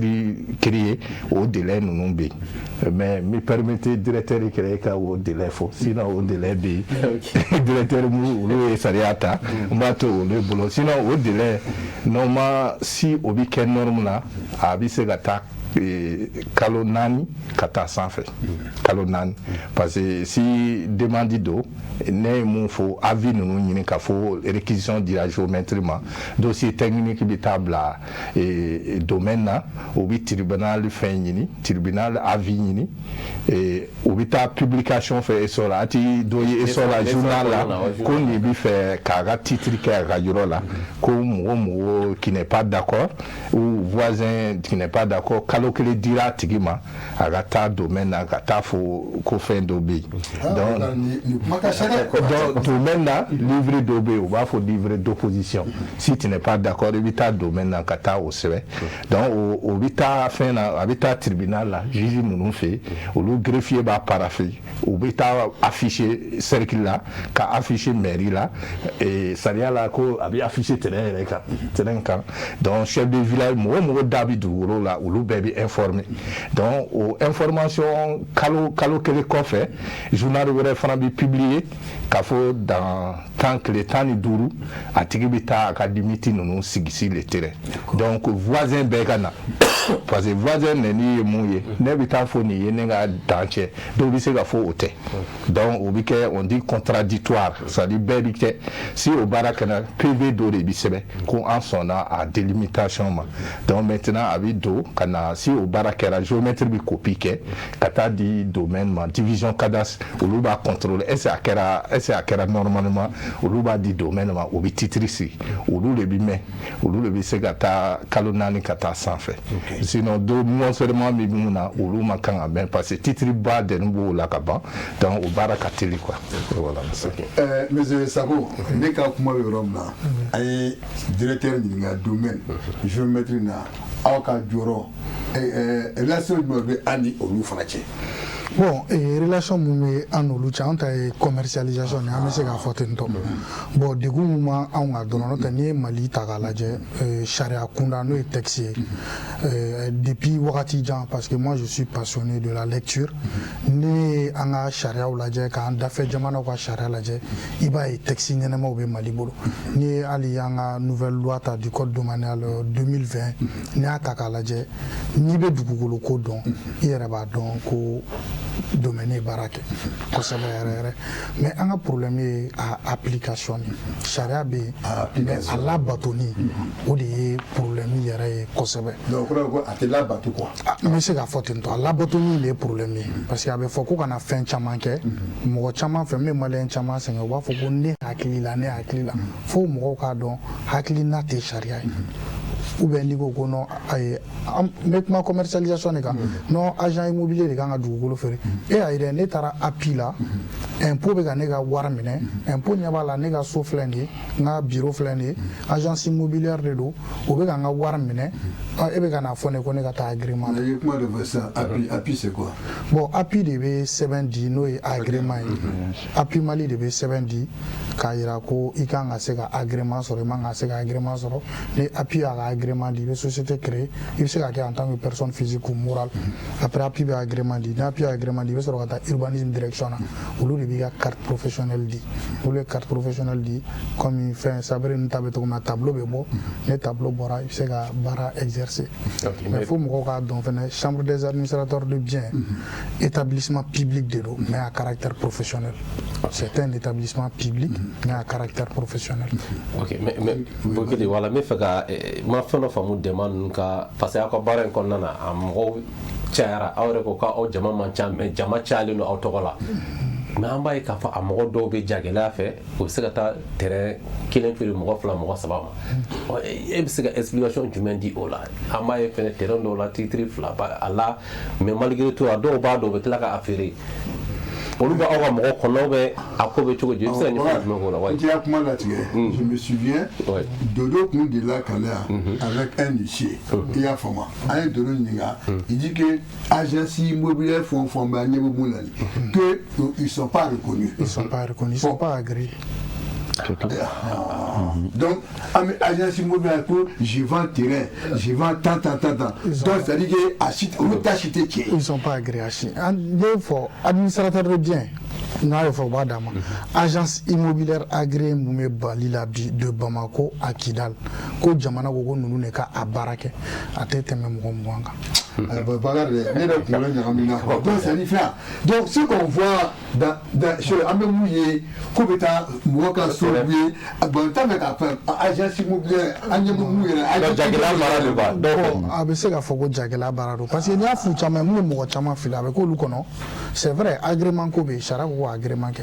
mais olu ɲɛ b'a la jamana bɛ ka impôt mun minɛ olu la a kɛra olu kɔnɔ non o impôt minɛli n'i y'a ye jamana bɛ ka impôt minɛ c'est que olu bɛ se ka baara kɛ mais comme n y'a fɔ cogo min na an bɛ ka sensibilisation kɛ mɔgɔ caman bɛ yen bi alhamdulilayi olu ko olu kun t'a dɔn mais mɔgɔ dɔ bɛ yen olu b'a dɔn fɛnɛ olu tɛ fɛ k'a kɛ de parce que f'i ka agrément fɛnɛ musaka de bɛ sara pour être agent immobilier agréé sanfɛ kalan kɔfɛ sariya in taara en 2010 o tuma sɔrɔ Mali université la 6e classique de tun bɛ bac plus 4 o tuma la i tun bɛ bac plus 4 kɛ en droit économie ou diplôme équivalent après i bɛ musaka sara pour que i ka agrément sɔrɔ 2 500 000 o ye agent immobilier. Bon, donc je veux savoir ce que le directeur a dit là. Donc en cas où tu sais qu'à terrain, c'est-à-dire comment appelle qu'à terrain faire quoi, tu sais quoi. An bɛ se ka terrain feere n bɛ k'o de fɔ agent immobilier de ka baara ye. Ka terrain feere n bɛ ka mun fɔ olu ye mun fɔ ko papier ko ni lettre ko ni mun b'a la nin. Bon c'est que asseyez-vous faire partout à sen to nin na. Bon maintenant bɛɛ n'i ka baara tagabolo don. Parce que n'i ma ɲɛfɔli kɛ ka ɲɛ. Non bɛɛ n'i ka baara tagabolo. Parce que an ka mɔgɔ dɔw bɛ jagɛlɛya kɛ dɛ. Non an ka mɔgɔ tɛ jagɛlɛya kɛ n bɛ se k'a fɔ ten tɔ parce que an ka mɔgɔ dɔw ma deli ka minɛ ne m'a mɛn ko agréé dɔ filɛ nin ye problème na tribunal la ne m'o mɛn. Mun mɛn fɔlɔ mais a bɛ mɔgɔ minnu ye tribunal la problème na olu bɛ se k'a fɔ k'u bɛ nin feere u bɛ nin feere u bɛ nin feere mais maintenant fo aw k'a dɔn fɛnɛ directeur a expliqué a fɔra ko permis ka dabila k'a dilan sariya in de tali kɔfɛ mais o tɛ permis kɔrɔ minnu bɛ yen o t'u olu kɔn. Parce que directeur ka explication ne a ka yamaruya ye m'a dɔn directeur a fɔ ten tɔ de permis tun bɛ yen yanni 2020 cɛ mais o permis dɔw fɛnɛ tun bɛ yen en 2020 cɛ o fɛnɛ sɔrɔcogo tun man ɲi bon hali n'o permis sɔrɔcogo tun man ɲi o permis o 2020 kɔfɛ ta o bɛɛ ye kelen mais fɛn o fɛn sɔrɔla avant 2020 sariya ye sɔrɔcogo mun fɔ kɔlɔlɔ foyi tɛ o la ni directeur ka kuma faamuya ka ɲɛ directeur y'o expliquer anw ta ye a jagoma yɔrɔ de a k'a commercialiser voilà dugukolo feereli mais n bɛ se ka min fana fara a kan bon sauf ni n filila est ce que dossier minnu bɛ domaine na aw ka agent immobilier de man ka suivi kɛ normalement o de la n ko comme an tun bɛ ka kuma normalement ka dossier suivi kɛ domaine na sariya yɛrɛ la agent immobilier de ka baara o ye mais bi bɛɛ bɛ k'o kɛ parce que y'a problème ye mun ye n'a le su n'a kɔni et puis an bɛ profiter k'a fɔ ko procureur bɛ yan aw yɛrɛ kun da sɛ k'a ɲininka ko ale olu tɛ ni kalama wa ale kuma b'i bolo fɔlɔ yanni e kuma effectivement kuma bɛ n bolo bon e bɛ fɔ ten n bɛ mun ka kuma tɛ ko n'i ye kolon kɔlɔn ye balo numu fɛ yen i tilenbaga bɛ sɔrɔ a la voilà a bɛɛ fɔra sisan k'a jɛ anw bɛ nin bɛɛ kalama pour an bɛ nin bɛɛ kalama jagɛlɛya dɔrɔn de don wa u b'i minɛ e kaso fɔlen bɛ mun de la o caman de don État yɛrɛ bɛ ka baara kɛ État kan ka fo nin yɔrɔ in na u ye caman kɛ dɛ domaine urbanisme bɛɛ b'u ta kɛ u tilala tuguni k'a fɔ tuguni bɔ sisan ko nin ko bɛ ka gɛlɛya a ye tribunal dɔ sigi pôle kura dɔ sigi dugukolo ko kama voilà pôle économique tɛ yen wa pôle judiciaire tɛ yen wa pôle cybercriminalité tɛ yen wa a b'aw sigi papier bɛ ka labɛn ka o pôle fana sigi dugukolo kama c'est pour que kulonkɛ t'a la mais jagɛlɛnw a namaratɔw de cayara ne b'o de fɔ géomètres a lajɛ u bɛ fo parce que fɛn caman de b'u kɔ parasite caman de b'olu kɔ ne b'u k'u tɔgɔ tiɲɛ o de kama ni géomètres taara jɔ kiiritigɛla dɔw ɲɛkɔrɔ u bɛ funteni u b'a fɔ k'a bɛɛ ye namaratɔ mais a ye kuma kelen fɔ o ye tiɲɛ i ma deli k'a ye agrégé mɔgɔ min bolo min ye géométrie yɛrɛ ye k'o bɛ bolo la voilà mais a bɛɛ ye namaratɔ ye de bon namaratɔ mana caya dugu kɔnɔ baara bɛ gɛlɛya o bon an fana ka donni de tɛ jigin an b'o baara de la an bɛ se ka baara fana ka taa sariya kɔ ni sariya y'a bila yɔrɔ min an bɛ taa yen nɔ de n y'o de fɔ ye i bɛ fɛn fɛn kɛ dugukolo ko la tɛmɛsira dɔ de b'a la fɔlɔ a ɲagamina ka ɲagami u bɛɛ lasigi ka bɛɛ la kuma terre bɛɛ nana bɛɛ y'i ka idée di o idée de bɔra ni 2020 kɔdi in ye o kɔdi in bɛ ne ka tabali kan a bɛ ne baarakɛɲɔgɔn caman fana bolo ninnu ka sariya bɛ ka labɛn ka na mais an bɛ taa ni kɔrɔlen min ye k'a tugu ɲɔgɔn na k'a dilan an b'olu kan fana o ye timinandiya ye ninnu fana ka mɔgɔw delila ka taa tribunal yɛrɛ la ka t'u ka documents déposer k'a fɔ sisan anw de don c'est à dire que sira bɛ ka bɔ dɔɔnin ka taa mais an bɛ hakili de sigi mais ce qui est sûr cɛ o cɛ Mali la i ye sariya sɔsɔ i ni kaso de ka kan o de kama u bɛ wele ko anw juges ka mandat ka ca i bɛ taa dɔ min na ko yala b'u dayirimɛ de ɲini i bɛ dɔ ye u bɛ mɔgɔw suit fo tribunal la ko ni ka k'olu y'u ka conseiller avocat tulo bɛ dɔw kan hali avocat min yɛrɛ n'a bɛ fɛ ka mɔgɔ dɛmɛ a bɛ fɛn de ta sketting dɔ timbre a b'o de nɔrɔ a ka fɛn kan k'a don dossier kɔnɔ i bɛ ɲininka baara la e bɛ fɛ ka kariya Solomani don ne de y'a ka Solomani donbaga ne de y'a ka avocat ye a sɛbɛn filɛ fɛn fila kan a dogolen tɛ o bon i b'a sɔrɔ dɔw b'u senkɔrɔ olu bɛ baara dege la olu fana b'a ye chef bɛ min kɛ olu fana b'o ɲɔgɔn kɛ ni yer'u la dɔrɔn i bɛ taa kaso la bon min bɛ se k'o bɛɛ ban sisan an ka kow teliya ninnu bɛɛ ka wuli k'i jɔ k'i ka fɛnw na mais n'i kolo minɛ o tigi Solomani don dɛ o tɛ taa hali sɛbɛn filɛ n'i ko ko dɔ minɛ notaire bɛ minɛ a bɛ ɲininkali kɛ n'a bɔra yɔrɔ min a tɛ sɔn ka taa mais notaire kolo b'a fɔ a ka kungo b'a bolo n'i minɛna i kungo don n'i ma minɛ fana i bɛ se ka kɛ faamaya kɔnɔ mais ce qui est sûr don o don bamananw b'a kuma fɔ ni sɔgɔma o sɔgɔma i mana wuli ko don bɛɛ ye zon ta ye mais don kelen kɔni ye fɛntigi ta ye sisan nin ko ka kɛ a baara ka labɛn parce que texte ninnu jɛlen de don et puis fɛn fana bɛ yen hali dugutigi den ninnu filɛ i bɛ dugutigi problème fana dɔn sisan denmisɛnninw yɛrɛ bɛ dugu kɔnɔ n'u nana fɛn ɲini na Bamakɔ n'u seginna ka taa olu bɛ t'u nɔ don cɛkɔrɔbaw kɔrɔ an ka nin foro a y'a feere an ka nin kɛ tan ne y'a ye Jago Fugona u ye dugu dɔ feere fo ka taa bulon feere réunion bɛ kɛ yɔrɔ min k'a feere dɔgɔtɔrɔw nana ɲininka ko mun ye nin kɛ ko ko mun nana k'a ye bɔ k'an y'a san o dun y'a papier bɔ ka yira o mais titre min bɛ n'ale titre tɛ se ka bila foyi ɲɛ titre b'a la dɔrɔn i bɛ taa ka sunɔgɔ de o la sɔsɔli t'o la parce que an juge minnu b'anw sɛgɛn i b'a dɔn titre bɛ dɔ bolo permis bɛ dɔ bolo yɔrɔ kelen na a bɛ tila ka taa dun ko fɛn dɔ b'u bolo u b'a fɔ ma ko réquisition i bɛ t'o ɲininka ko charge t'a kan i bɛ taa sɔrɔ ko so jɔlen b'a ko charge t'a kan mais nin ye jumɛn ye o fana bɛ bɔ mairie de la ka na an bɛ nin bɛɛ de lajɛ k'a fɔ sira t'a la infraction tɛ yen an b'u bila ka taa tribunal administratif ɲɛfɛ bon o de b'a sɛgɛsɛgɛ min ye titre tiɲɛ ye min ye permis ye min ye fɛn parce que directeur de fɛn min fɔ sisan an lamɛnbaga fɛn fɛn a mɛ ko don o don tulo bɛ taa kalanso a fɔra sa jɔra ka ban depuis 2020 titre de dɔnnen don mais minnu bɛ kɔfɛ ko la loi n'est pas rétroactif nin kelen na a bɛ se ka kɛ olu kɔfɛ b'u kɔnɔ a bɛ komi hali silamɛ furusiri minnu y'a kɛ a 2012 ani minnu y'a kɛ kɔfɛ olu ta b'u kɔfɛ parce que sariya bɛ na mɔgɔ bilencogo tulo ka gɛlɛn mun de bɛ na n'o ye u b'a fɔ sara dɔnbaga don sisan an bɛ ka fɔ bamanankan na fɔlɔ u b'a fɔ tubabukan na ko mɔgɔw t'a faamu sabu o todunkan na mɔgɔ bɛ k'a faamu mais a tɔ bɛ kɛ kulo gɛlɛya de bilen ka bolo minɛ ni min binna an b'o minɛ. a donc directement tribunal administratif tɛ mɔgɔ minɛ u bɛ sariya tigɛ k'o bɔ ɲɔgɔn na mais aw tɛ mɔgɔ minɛ. an tɛ mais ni infraction b'a la n'i ye sariya sɔsɔ code pénal ninnu i b'a ye sariya sen b'a kɔnɔ a ka ca ni 500 ni kɔ ye n'an b'o de lajɛ ni kelen minɛ dɔrɔn an b'o ta parce que an bɛ sara o de kama. o de kama ko nɔminɛnaw bɛ yen kiiritigɛlaw bɛ yen anw tɛ mɔgɔ condamné juge de b'i condamné wa n'i ye kojugu kɛ fana n'o ye crime ye juge d'instruction o b'i sɛgɛsɛgɛ o de kama n'an y'o bɛɛ lajɛ bɛɛ ni jɔyɔrɔ parce que tribunal administratif filɛ olu b'a bɔ ɲɔgɔn ko nin ta ye tiɲɛ min ta ye tiɲɛ ye ale bɛ taa terrain lajɛ n'a y'a sɔrɔ ne ta tɛ tiɲɛ ye ne ye kogo jɔ a bɛ tila ka taa tribunal la tuguni instruction et démolition a b'o kɔrɔ dɔn ka Musa Gino gɛn ka bɔ terrain kan a ye birikiden min sigi ka tila k'o ci wa juge de fana b'o ordon di a ma a bɛ sɔrɔ k'a ci ka so jɔ a yɛrɛ ka so jɔ o ye ne ta bɔlen a la bon sisan sojitɔ ni Tarawele na ne bugɔ ka ne da ci terrain ye ne de ta ye a kɔni ale fana sara so bon ale fana plainte kɛ pour agression physique ou bien cause de blessure volontaire an fana b'a ɲini de i bɛ yɔrɔ min na cɛncɛn tɛ ka bɔ bɛ siman ka taa dɔw ye ordonné e ta tɛ bon n'o fana jɔr'i la i y'a kɛ kun min na i bɛ na n'o sariya ye ou bien i taara yɔrɔ ci kun min na i b'o fɔ mais kelen k'a fɔ dɔrɔn directeur fana bɛ ka so la urbanisme fana bɛ se ka wuli ka taa yɔrɔ ci conseil de mesure fana bɛ se ka décider dɔrɔn ka ordonner parce que kumaw bɛ ka caya état fana bɛ se ka wuli ka yɔrɔ ci n'a bɛ sira kan pour utilité publique voilà o bɛ o état o fanga bɛ da i ma mɔgɔw ka ko ni état mago jɔli hali kun cɛmancɛla ka bɛ sara bɔ bon olu bɛɛ ye sariya de ye ni mɔgɔw kɔnɔ k'u bɛ bin u kan bon anw de b'a bɛɛ ta anw fana kɔ ka girin o juge de bɛ ka dugukolo minɛ ka di juge de bɛ mɔgɔw gɛn n'i y'a ye gɛntɔ ye perebu de b'an bolo k'i ta tɛ. d'accord donc Bakari ne ɲɛ bɛ ko dɔ la état filaw bɛ yan parce que kuma fanba bɛ na digi olu kan mais ne b'a fɛ ka ɲininkali kɛ ninnu fila la parce que réellement la a bɛɛ tɔgɔ cɛnnu filɛ faut se dire agence sisan ne b'a fɛ k'a dɔn bi ne yɛrɛ min bɛ yen n bɛ se k'a dɔn ko jɔn ye agence immobilière mɔgɔ ye o bɛ dɔn cogo di. bon maintenant n'i bɛ fɛ k'o dɔn agence yɛrɛ ka chambre siège n'o ye agence yɛrɛ jabala ye o siège bɛ Mayamugu o ye kelen an ka siège social bɛ o ye kelen filanan ye mun ye i mana taa hali urbanisme na i mana taa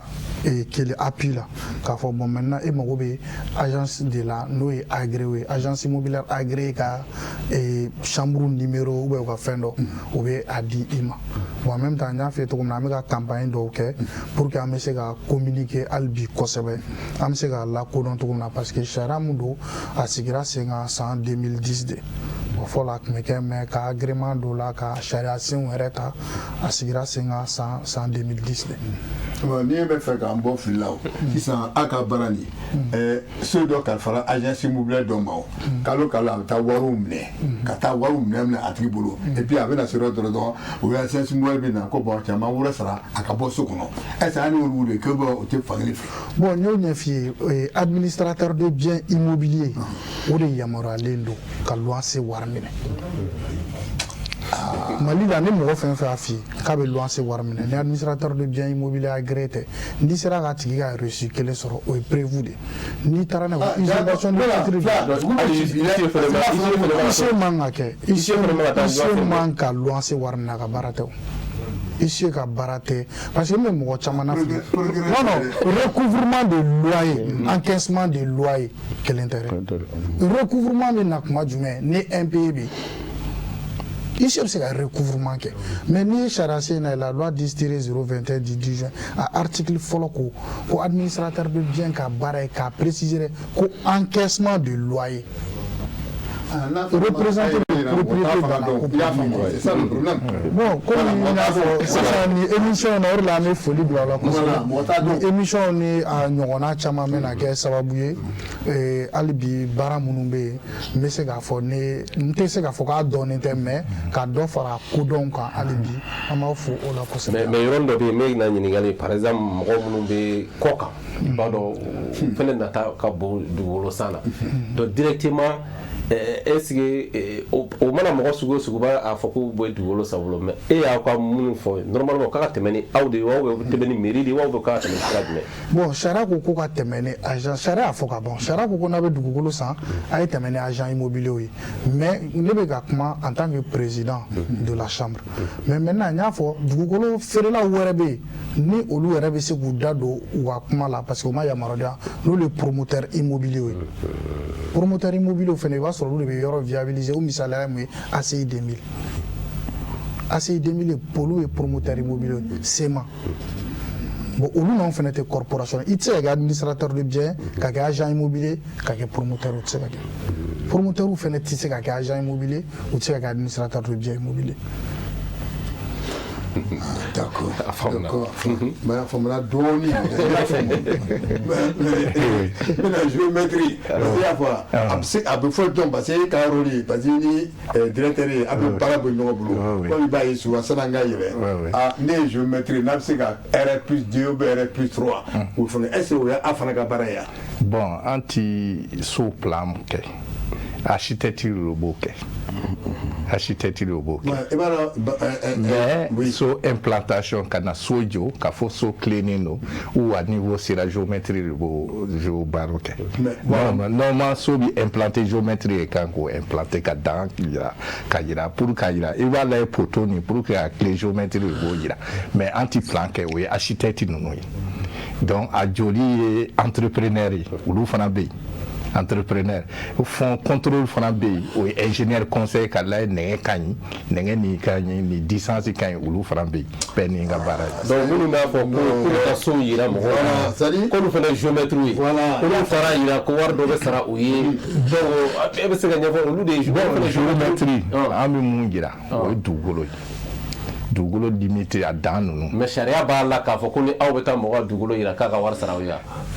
o ye déplacement ye parce que cɛ an bɛ baara kɛ on est privé on vit de ça e nana mɔgɔ ta ka taa yɔrɔ yira a bɛna baara de to yen ka taa yira donc condition de bɛ yen yirali wari i b'a tigi ta ka taa yira mais ka fo an de bɛ taa ko so bɛ ka jɔ an de bɛ taa o baara kɛ non i bɛ se ka taa terrain yira so b'a kɔnɔ mais an bɛ terrain dan de yira so min b'a kɔnɔ o tɛ an ka problème voilà beaucoup de ma yɔrɔ dɔ faamu n bɛ fɛ ka directeur ɲininka o la o ye pourquoi mɔgɔw ma min fɛnɛ faamu titre fila bɛ ye terrain kelen na alors que jamana de bɛ titre bɔ mais pourquoi titre fila bɛ ye an ma se k'o faamu mɔgɔ kelen t'a signé ou bien mɔgɔ joli de b'a signé. Ok, ni ɲininkali diyara an ye mais titre fila ka ye terrain kelen kan a bɛ se ka kɛ. A bɛ se ka n'a foro kunda a bɛ kɛ. Ayi a bɛ se ka kɛ parce que Abraham bɛ yan peut-être que le président de l'ordre des géomètres ni n panna yɔrɔ min kun a bɛ se k'o lakile ou bien a bɛ o fara kan k'a sɔrɔ 2007 ma se avant 2007 donc baara kun bɛ kɛ cogoya min na donc o b'a to titre fɛn fɛn créera avant 2007 donc a bɛ fɔ min ma ko rattachement. Donc système de référence dɔ de bɛ b'u référer min kan k'u ka baara kɛ donc o b'a sɔrɔ GPS ko ninnu kumaw kun tɛ yen a y'a f'i ɲɛna cogo min na u kun bɛ taa sumaniw kɛ donc u b'a fɔ nin yɔrɔ in na nin fɛn de bɛ yen o de y'u ka référence ye donc titres créera. Le premier titre du Mali dans les années 1901 ou comment c'est à partir des 1900 Kana donc c'est 100 ans après que le titre est créé là. Mais parce que le titre est créé en 1908 par exemple ni allé bien il y aura de la tienne donc il va sur le système base de données qu'on a là faut y aller dire que le titre va y mais le titre créé là c'est ça kura dɔ nana créer parce que fɛn tɛ min b'a jira ko titre créer la donc ni o créer la donc mankan mana wuli a kan ka fɔ a titre kɔrɔ dɔw bɛ na k'an ka titre kɔrɔba dɔ tun bɛ a yɔrɔ la donc o bɛ na sɛgɛsɛgɛli bɛ kɛ donc titre fɔlɔ minnu créer la i b'a sɔrɔ archive la i b'a sɔrɔ a fana kun jateminɛ kun kɛra yɔrɔ dɔ de la pour que k'a titre créer donc u bɛ t'o de lajɛ o archive kɔnɔna na ka taa jateminɛ k'a fɔ géométrie dɔ bɛ taa baara kɛ u b'a fɔ nin titre in a kun bɛ effectivement a tigi tiɲɛ b'a bolo titre in créer la mais sariya ye solution dɔ la k'a fɔ ni titre fila créer la ɲɔgɔn kan donc depuis sariya ta wagati a bɛ dɔn k'a bɛ se ka kɛ quoi procureur a kuma fɔ donc titre min créera kura ye o de bɛ annulé o bɛ annulé titre min créera kura ye o bɛ annulé donc mais a ka gɛlɛn an ye wagati min fɔ n'o ye 2007 ye ka na a ka gɛlɛn a bɛ se ka kɛ k'a bɛ kɛ k'a fɔ k'i ye titre dɔ créer titre dɔ kan a ka gɛlɛn i bɛ titre fɛn fɛn créer titre kan i b'a sɔrɔ titre kura dɔ de créera titre kɔrɔba dɔ kan kuraw de bɛ ka créer kɔrɔlenba dɔw kan bon titre kɔrɔba ninnu fana man ca i m'a ye a kun fɔlɔ kɔni tɛmɛna mais sisan tu peux même faire une année ka sɔrɔ i m'a ka ye au niveau quand même des domaines parce que n'a kɛra u b'an bila an k'a ɲɛɲini hali ni géomètre ye baara kɛ olu bɛ tila k'a di anw ma an k'a di an ka division ka lase mɔgɔ ma u k'a lajɛ n'o y'a sɔrɔ ni baara min kɛ n'o y'a sɔrɔ olu donc sariya b'a fɔ hali chef de bureau des domaines s'il constate qu'il a créé un titre sur un autre titre là si le premier titre a été régulièrement créé là allez min créé ou annulé lui-même il peut annuler sans se référer même au juge administratif. mais yɔrɔ dɔ fɛnɛ bɛ yen an ma min faamu par exemple i ka kɔrɔ fɔlɔ ye ko état bɛ se ka terrain affecté mairie la par exemple état mana terrain affecté mairie la ni papier bɔr'o la terrain bɛ mɔgɔw bolo sisan nɔ bon souvent i b'a ye k'a fɔ a bɛ fɔ ko dɔ ka titre kun don mais alors que état a affecté bon a dun fɔra état de ta ye dugukolo ye mais mɔgɔ wɛrɛ bɛ na k'a fɔ papier kɔrɔ dɔ tun b'an bolo min ye anw ta ye ka tɛmɛ mairie ta kan mun de bɛ na n'o ye général o kuma ou bien état b'a affecté mairie la wagati min na a t'a kalama k'a fɔ ko mɔgɔ ta don wa. o yɔrɔ don président ye procureur toujours n ma se ka président bila quoi donc maintenant ale ye dugukolotigiw fɔ a ko état collectivité dugutigi di ani personne physique personne physique ta ye jumɛn titre ni titre b'i bolo bon e bɛ ka min fɔ ni o titre tigi mɔgɔ dɔ bɛ titre b'a bolo mais kɔfɛ état fana tɛ affectation kɛ ni titre tɛ o ka diya bɛɛ dugukolo yɛrɛ man ka di ni titre t'a la fɔlɔ sariya la dugukolo tun bɛ di entre parenthèses dugukolo kelen min tun bɛ se ka di fɔlɔ ka sɔrɔ titre tɛ o tun ye foro ye o dɔrɔn de tun bɛ se ka di ce qui veut dire que hali o yɛrɛ titre bɛ se ka bɔ a la mais o dɔrɔn de tun bɛ se ka di parce que fana c'était un mode d'attribution mais fɛn o fɛn bɛ yen ni état b'a di titre de bɛ k'a la bon i bɛ affectation min ye titre de don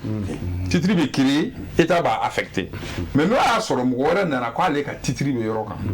donc a bɛ lajɛ de ne bɔra ka kan min expliquer ni a b'o k'a kɔnɔ k'a fɔ effectivement titre don a bɛ vérifier n'a vérifié la sisan k'a fɔ titre b'a tigi bolo bon a tigi ka titre ni état ka titre jumɛn ka kɔrɔ n'a sɔrɔ a ka titre ka kɔrɔ ni état ta ye a bɛ d'a tigi ma ale a ta ye min ye o bɛ tigɛ ka bɔ a la o bɛ d'a ma sariya de y'a fɔ donc sariya bɛ appliquer hali état yɛrɛ kan bon an y'o cas yɛrɛ caman fana ye a cas dɔ kɛra commune 6 yɔrɔ dɔ la commune 6 ma Senu dɔw ka titre kɔrɔbaw tun bɛ yen donc c'était des titres de Kati de 4 chiffres actuellement Kati est avec 6 chiffres il y a des titres 20 000 et 2000 et quelques or Kati 200 et quelques mille titres fonciers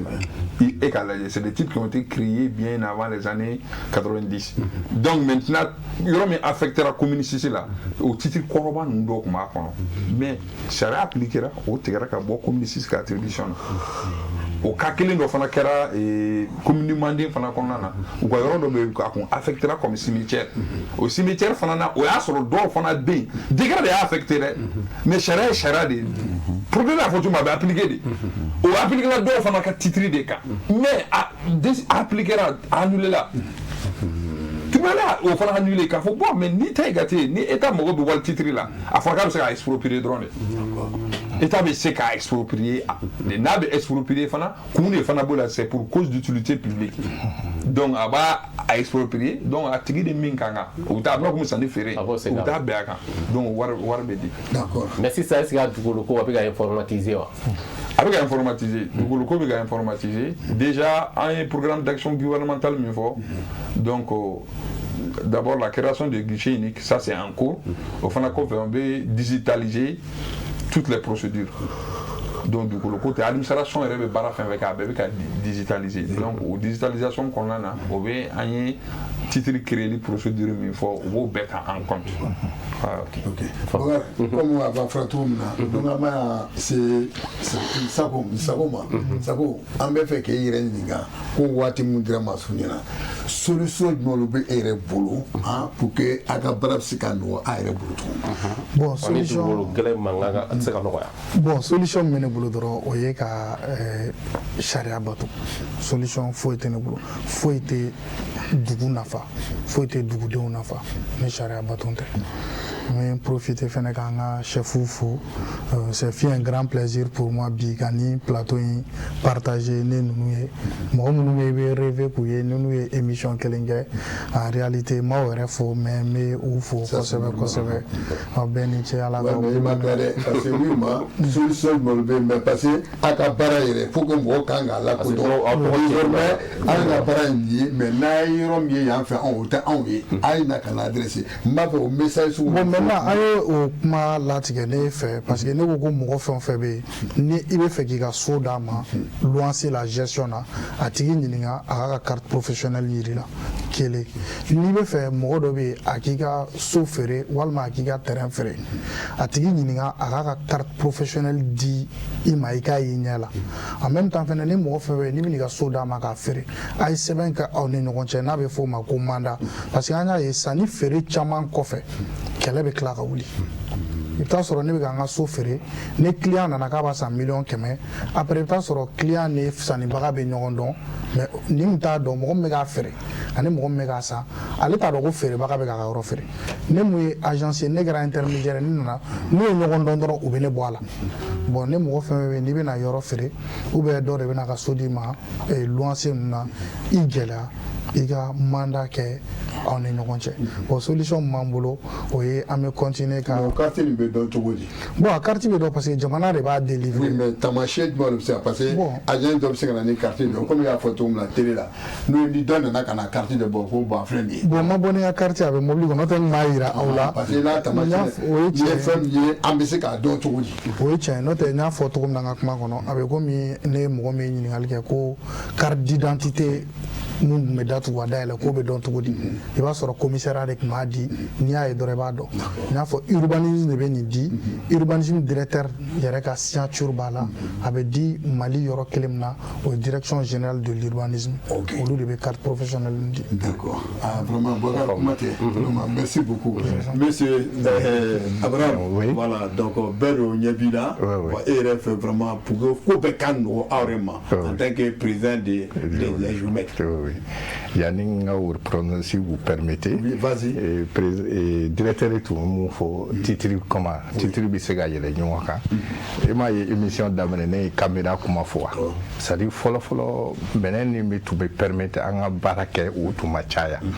Donc e ma ni so ye pour que ka an ka position ye so nin na i kan ka angle ta i b'a fɔ nin bi milieu la nin bi milieu la o so o bi permettre bɛɛ ka position bi se ka dɔn so nin kɔnɔ mais fɔlɔ o fɛn tun tɛ yen bɛɛ bɛ taa i yɛrɛ ta donc a b'i yɛrɛ ɲɔgɔn kan i bɛ taa sɔrɔ aujourd'hui domaine cadastre an bɛ ka baara kɛ ni ordinateur ye i bɛ taa sɔrɔ o données ninnu tun tɛ ɲɔgɔn ta i bɛ taa sɔrɔ ordinateur kan foyi t'a yɔrɔ la alors que i bɛ taa sɔrɔ titre b'a yɔrɔ la parce que minɛn baarakɛ minɛn de avancé la donc o de avancé la o de bi permettre an bɛ se ka dɔn nin bɛ yan nin bɛ yen c'est pour cela mun bɛ ka kɛ sisan bɛɛ ka adhérer à la ça permet i bɛ se ka don ordinateur la fichier bɛ se ka k'a la mɔgɔ wɛrɛ tɛ se ka na yɛlɛ i ka titre kan parce que titre kɔrɔlenba ninnu a ma don ba la soit sauf investissement ou jiri bɛ yen sinon mɔgɔw b'a fɔ ko foyi t'a yɔrɔ la. Bon,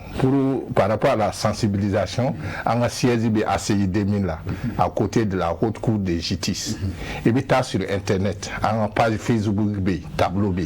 on a site donc géométrie mini na ino fait il va faut et bureau numena bureau 4 professionnels si a nyemo fo et bi se aka nyemo da numéro dama aba wele 4 professionnels farambo ambolo on commencera ka barji de nga moma ti géométrie to ko bi fo ka fo ni yaga agent yi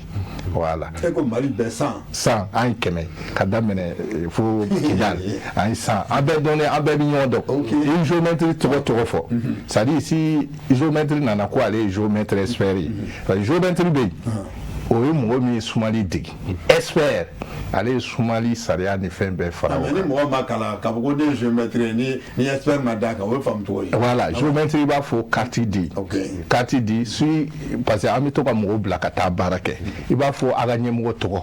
si ɲɛmɔgɔ tɔgɔ fɔra i bɛ géométre tɔgɔ dɔn par exemple ne nana yan i bɛ se ka ne wele ko nin bɛ géométre expert la ou i bɛ don Facebook kan tableau bɛ yen i bɛ tableau lajɛ donc a bɛɛ dɔnnen don sinon caman bɛ an sen fɛ sinon géométre ka fɔ dugukolo mankan ka di géométre a man di yɔrɔ dɔw yɛrɛ fɔ ne yɛrɛ tɛ fɛ ka fɔ ko ne ye géométre parce que a dusukasi ka bon a dusukasi ka bon u t'a dɔn u bɛ ka mun kɛ o c'est à dire si i bɛ sariya dɔn fɛn dɔw bɛ yen i t'a kɛ parce que dugukolo mɔgɔ hakili ka suma ka wari sɔrɔ o tɛ dugukolo an bɛ taama mun kan c'est sacré laadafɛn de don i bɛ fɛn bɛɛ kɛ dugukolo kan i bɛ taama a kan i b'i ka so jɔ a kan i bɛ an ka mosquée église ninnu bɛ jɔ a kan an ka laban an tɛ taa da a kɔnɔ est-ce que i bɛ se ka mètre kelen fara a kan est-ce que i bɛ se ka mètre kelen bɔ a la donc o fɛn dɔw kan ka kɛ ni laada ye ani hakilisigi ani danayaba an fana b'o kalan école la donc mɔgɔ minnu ma kalan a bɛ se ka don sira fɛ bɛɛ fɛ mais généralement mɔgɔ bɛ sira ka taa géométre nɔfɛ ko géométre tɛ sɔrɔ i bɛ géométre ka bureau dɔn tahi kana téléphone ko yɛrɛ tɛ wuli ka se a ma ka ɲininka nin de bɛ yen o fana ye an ka baara ye o an ka baara ti ka taa sumali dɔrɔn kɛ an fana bɛ mɔgɔ ladi je vous donne des exemples zone aéroportuaire morcellement caman ye ne wele k'olu bɛ fɛ ka terrain san ye ne ko o tɛ ne ka spécialité mais ne kɔni bɛ mun dun sariya la min dira conseil des ministres ma pour que o se ka morceli fo conseil des ministres kelen k'a fɔ an bɛna taa ka taa ɲɛfɛ donc a kana don a la don min na a cira caman ye ne wele vraiment ne y'u bɔ fili la parce que an ka baara technique bɛ yen an fana bɛ conseil kɛ an ni domaine bɛ baara kɛ parce que an bɛ fɛn fɛn kɛ sisan an bɛ état yɛrɛ fo à travers le ministre des domaines et la direction parce que sariya min to fili yɛrɛ t'a la bilen parce que papier si tɛ kɛ géomètre expert de b'a kɛ parce que a réquisition de bɛ bɔ domaine na ka se an ma a sɛbɛn de bɛ yen i ka taa nin baara kɛ nin de bɛ kɛ kuma fɛ fili yɛrɛ tɛ yen voilà. Ok, vraiment merci. Monsieur le procureur, parce que bɛɛ fana ɲɛ b'i la a ko sariyatigiw wa. ale kɔni ko ten ko n'u sera dɔrɔn ko bɛ taa o la. a fana ɲɛna ko cɛ musalaka ko cɛ. voilà. bon an bɛ lamɛn sisan solution yɛrɛ bɛ yen i b'a fɛ ka kankara min kɛ ou bien pour que bɛɛ k'a faamu. u k'a faamu ka dɔ bɔ mandat ko in fana la. dɔ tɛ se ka o mandat la ayi ni dɔ bɔra jogo la dɔ bɛ bɔ mandat la parce que fɛn min don f'an ka panparalen fɔ mɔgɔw k'a faamu o de kama ne b'aw ka émission in fo kosɛbɛ a ye n wele don min na n ko nin y'a na yɔrɔ parce que fɔlɔ débat in bɛɛ tun bɛ kɛ magistrats fana kɔ kan a bɛɛ tun bɛ ta ka turu an kun ale de y'a kɛ tan ale de y'a bɔ tan n b'a dɔn nin fɛ o tɛna an fana an jɔyɔrɔ dɔn fɛn min kan ka kɛ sariya kan ka bonya de ne karamɔgɔ dɔ tun y'a fɔ n ye ko k'olu to ekɔlidenya la Chine ko décision dɔ bɔra a tun kan ka yɔrɔ dɔ de don u bɛ feere k'a yɔrɔ la u bɛ sigi a yɔrɔ ni fɛnw na ko k'a yɔrɔ wuli ka bɔ yen k'a kɛ k'a jɔ ka ɲa décision in bɔlen k'u dikɛrɛ k'u tɛ bɔ yen o y'u da ko n'u bɛ faga u ka faga fɛn nana k'a bɛ yɛlɛ ko non mɔgɔw bɛ yen k'u tɛ bɔ yen u taara ɲɛfɔ tribunal u ka tribunal soba la o ko sariya de don k'ale tɛ ko minnu dalen bɛ olu de y'a voté n'i bɛ sariya sɔsɔ i ka bɔ yen k'u k'a kɛ tiɲɛni mana bɔ a la sariya b'a dilan c'est-à-dire qu'une décision de justice doit être appliquée ni an ka aide la ye bi mɔgɔ bɛ taa ka t'u plaindre ko décision de justice bɛ k'a ma exécuter o de bɛɛ kan ka dabila parce que dɔ y'a fɔ yan ko texte Mali n'i ye sous-région lajɛ an bɛ nin bɛɛ ɲɛ mais mɔgɔ tɛ sɔn ka appliquer parce que n'a appliqué a bɛ dabila o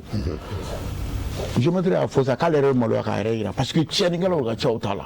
mais c'est un homme courageux a bɛ ka wuli k'a kɛlɛ kɛ n'o de f'i n'i taara tribunal la hali sini i bɛ taa mɔgɔ 15 dogolen sɔrɔ u bɛ yala mɔgɔw cɛla ko géométre don i b'a sɔrɔ foyi kala n delila ka mɔgɔ min bɛ dingɛ dɔrɔn fa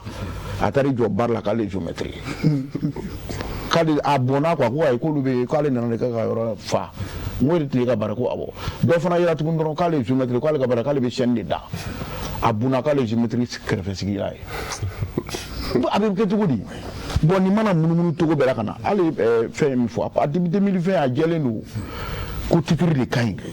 ka n'a san ni titre tɛ mais hali sini dɔw bɛ ka bulletin san foyi sɛbɛnnen t'a kan scientifique t'a kan o b'a san dɔrɔn ko 80 000 francs k'i ka t'o sara i bɛ t'o sara jɔn de fɛ e yɛrɛ t'o yɔrɔ dɔn